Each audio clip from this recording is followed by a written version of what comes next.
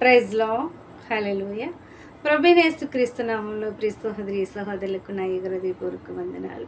ఈ దినము దేవుడు మనతో మాట్లాడిన మాట రోమిలికి రాసిన పత్రిక 8వ అధ్యాయం 14వ వచనం. ఎవరైతే దేవుని ఆత్మచేత నడిపింపబడతారో వారందరూ దేవుని కుమారులై ఎందరు.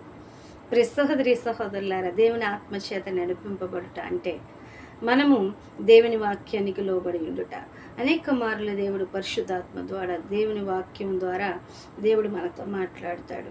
దేవుని సేవకురాల ద్వారా, దేవుని సేవకుల ద్వారా, ఇంకా అనేక విధాలుగా అనేక మార్గాల్లో దేవుడు మాట్లాడుతుంటాడు. పరిశుద్ధాత్మ ఎప్పుడైతే మనతో మాట్లాడినప్పుడు దాన్ని మనము ఆస్వాదించి, మరి నువ్వు ప్రార్థించు అన్నప్పుడు ప్రార్థన చేస్తున్నప్పుడు, వాక్యం చదువు అన్నప్పుడు వాక్యం చదువుతున్నప్పుడు, మరి దేవుని వెంబడి దేవుని వాక్యానుసారంగా జీవించడానికి యత్నించి ముందుకు సాగినప్పుడు పరిశుద్ధాత్మ మరి ప్రకారంగా మనం నడిచిన వారము అవుతాము.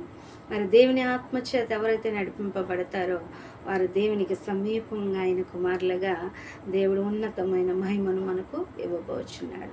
ప్రియ సహోదరి సహోదరులారా, దేవుని ఆత్మచేత నడిపింపబడిన వారుగా ఉండాలి. ఏకుజాముని నువ్వు మంచి నిద్రలో, గాఢ నిద్రలో ఉన్నా నువ్వు లేచి ప్రార్థన చేయు అని పరిశుద్ధాత్మ లేపినప్పుడు వెంటనే మొక్కరిల్లి ప్రార్థన చేసినప్పుడు దేవుని ఆత్మ నడిపింపు. మరి నువ్వు ప్రార్థనకి వెళ్ళలేనప్పుడు నువ్వు ప్రార్థనకి వెళ్ళు అని చెప్పేది అది పరిశుద్ధాత్మ, దేవుని ఆత్మ. అది నువ్వు ప్రార్థనకు సిద్ధపడ్డము అది దేవుని ఆత్మ.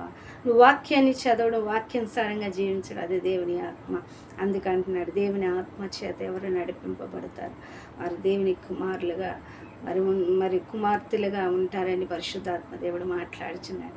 ప్రియ సహోదరి సహోదరులారా, ఎందరైతే మరి ఆయన ఆత్మచేత నడిపింపబడుతున్నారో వారికి దేవుని యొక్క ఉన్నతమైన మహిమ కలుగులాగున మరి పరిశుద్ధాత్మ దేవుడు మరి మాట్లాడుచున్నాడు. మరి దేవుని ఆత్మచేత నడిపింపబడదాం, ఆయన కుమారులుగా కుమార్తెలుగా ఎంచబడదాం. ఆయన ఇచ్చిన గొప్ప భాగ్యాన్ని మనం పొందుకుందాం. ఇటు వాక్యం దేవుడు దీవించును గాక. ఆమేన్. Praise lord.